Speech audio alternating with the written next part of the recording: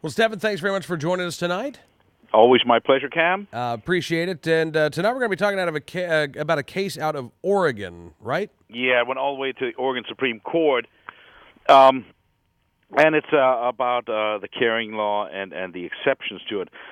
And, well, first of all, let me introduce you to the cast of characters here. Sure. Mr. Elias Karamanos is a small businessman. Okay. He owns the Elias grocery store in Portland, Oregon.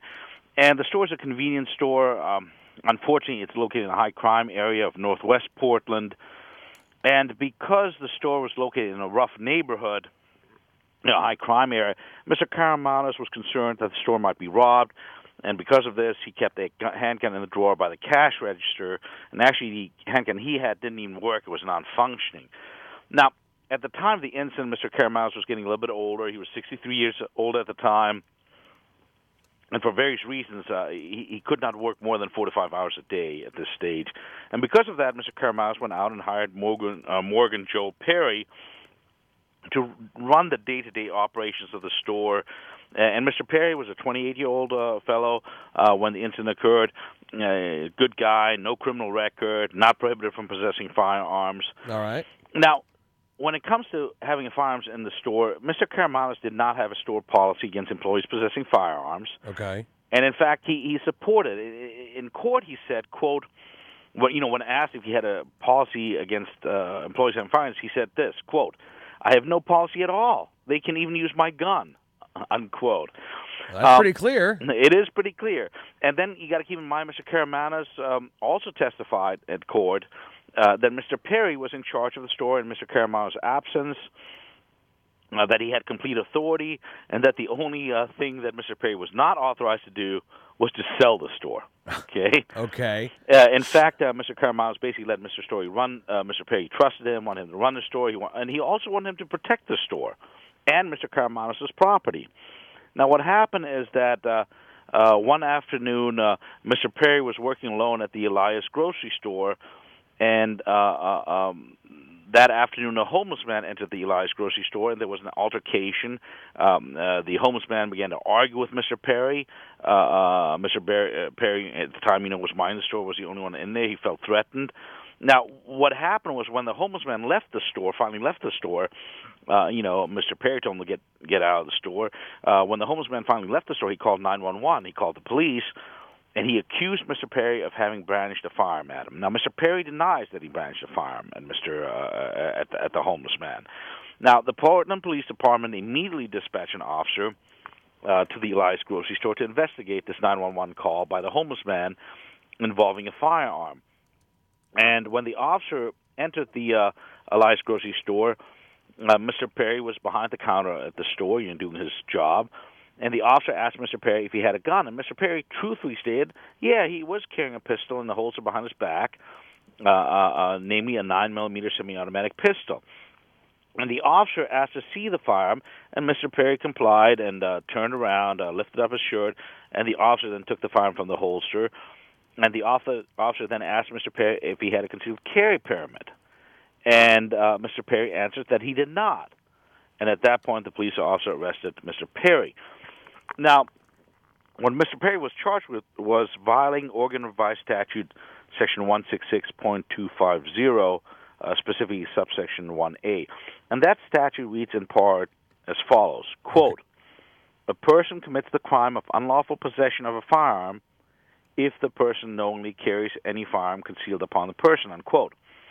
Now, Cam, there's an exception to prohibition, and this exception, actually a couple of exceptions, they can be found in subsection 2B of the statute. And here's what it reads.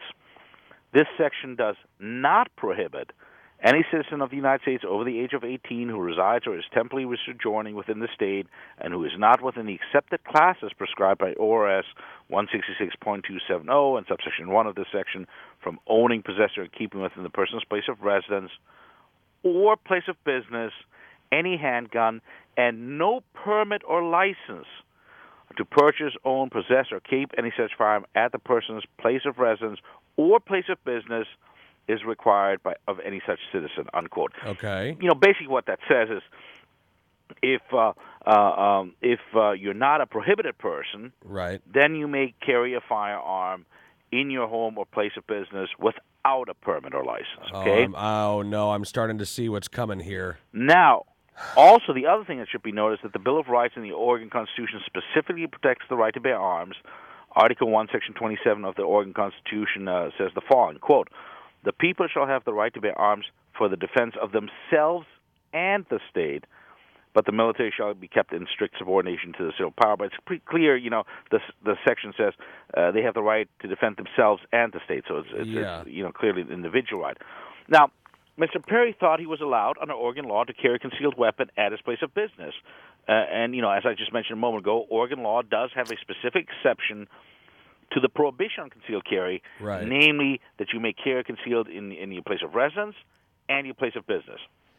Now, but the problem is that I'm sorry, Stefan, to skip ahead here, but was the problem that Mr. Perry was not the owner of the business? That, of course, was the problem. That was exactly the problem. Good thinking there. and we found that in a number of these cases. That's the position that the prosecutor and the anti-gun side will take. Now, keep in mind also, Mr. Perry kept the gun for self-protection in the grocery store because he was working in a high-crime area. Keep in mind the boss, Mr. Karamanos, was so concerned about safety that he kept the firearm at work and actually authorized his employees to use his own firearm for self-defense. And again, I got to note at this point, again, Mr. Perry was a law-abiding citizen, a good guy, no criminal background, and there was nothing that prohibited him from possessing firearms. He legally possessed firearms. Okay? Now, on the day of the incident, remember that afternoon, a homeless man had come into the store and had threatened Mr. Perry while Mr. Perry was working. Okay, and remember, Mr. Perry was the guy who had a right to be there. He was working, doing a job, paying his taxes, making a living, and the homeless guy comes in and threatens him. And according to Mr. Perry, while he was carrying the gun, he did not brandish the firearm. And, as I mentioned, there's a constitutional right to bear arms for self-defense on the Oklahoma Constitution, and you have a statutory right to carry a concealed handgun in your place of business and in your place of residence without a permit. Right.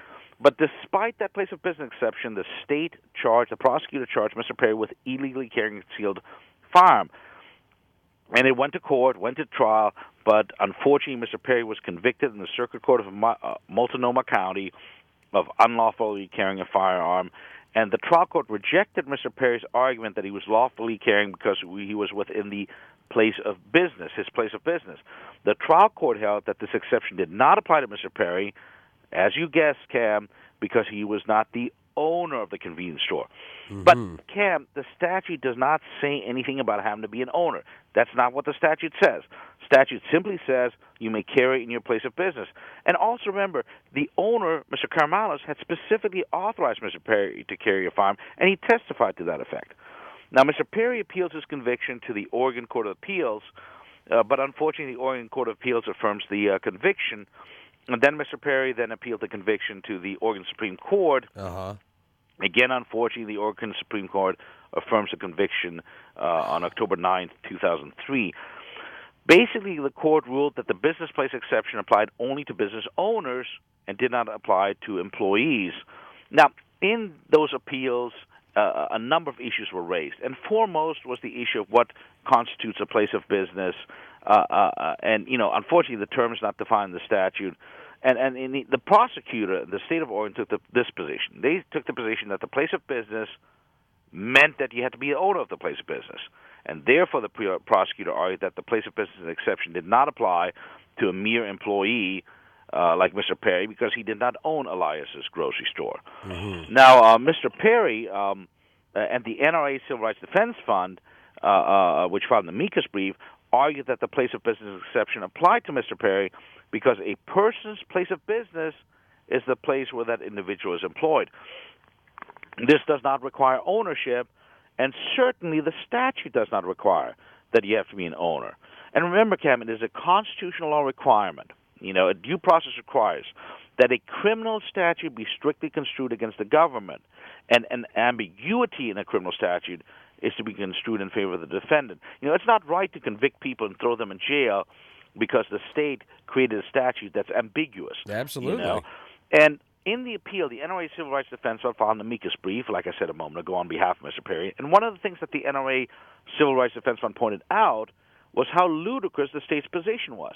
Okay, the NRA Civil Rights Defense Fund pointed out that the other statutory exception to the concealed carry prohibition, namely the exception which allows a citizen to carry a firearm concealed at his or her own place of residence, that at his or her place of residence, the NRA pointed out the absurdity of a holding that suggests that this exception is limited only to the person that is on the title document.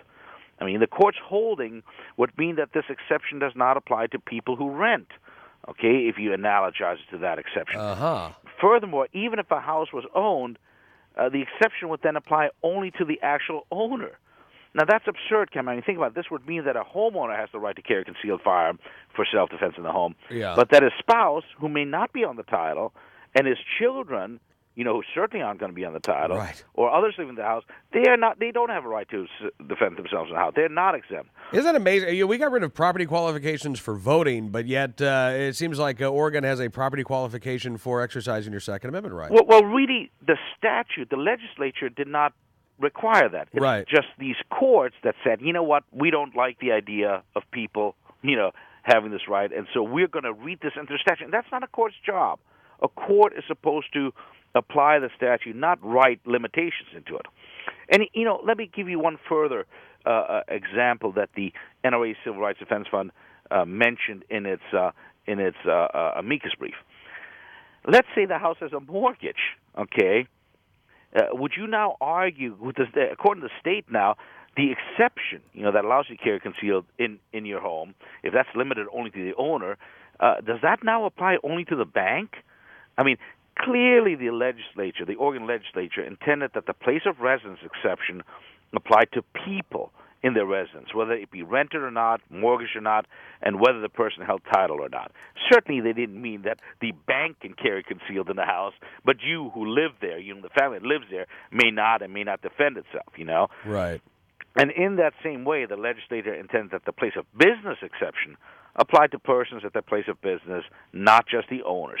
And you know what? If the legislature had intended otherwise, they could have said so in the statute, The NRA Civil Rights Defense Fund pointed out that limiting the place of business exception to only the owner was just as ridiculous as the idea of limiting the place of residence exception to the bank that holds the mortgage, okay? Why would the legislature have intended that a business owner has the right to carry a concealed firearm for self-defense, for self-protection in the place of business, when he may not even be there? Most likely is not going to be there, just like in this case, but not the employee who's actually working late hours in a dangerous neighborhood, Yep. And the NRA Civil Rights Fund also pointed out that such a distinction would be unconstitutionally discriminatory, because the Oregon Constitution has an equal protection clause, and that reads, "No law shall be passed granting to any citizen or class of citizens privileges or immunities which, upon the same terms, shall not apply, not equally belong to all citizens." And that's also in the Bill of Rights section of the Oregon Constitution, namely Article 1, Section 20. But unfortunately, the Oregon Supreme Court rejected that clause also. It said that the interpretation of the business exception as place of business exception as excluding employees, they said that's not irrational nor unconstitutional. It's not irrational or unconstitutional for business owners to accept it from the law while the employees were not. And you know what? Even if that is the case, the problem with the case still is the statute didn't require that. The statute did not limit the exception to business owners, just like the statute didn't limit the residence exception to the banks or owners of the people on the title. So you win some, you lose some. This one we unfortunately lost, and so Mr. Perry's conviction stood. Wow, that is unbelievable. Well, Stefan, I'm glad you could join us on the program tonight to give us this cautionary tale. In Oregon, unless you own that business, you don't have a right to keep and bear arms where you work. Stefan, thanks again, sir. We'll talk to you next Wednesday. Looking forward to it. All right, Stefan Tahmassebi, Deputy General Counsel of the National Rifle Association, joining us here on Cam & Company.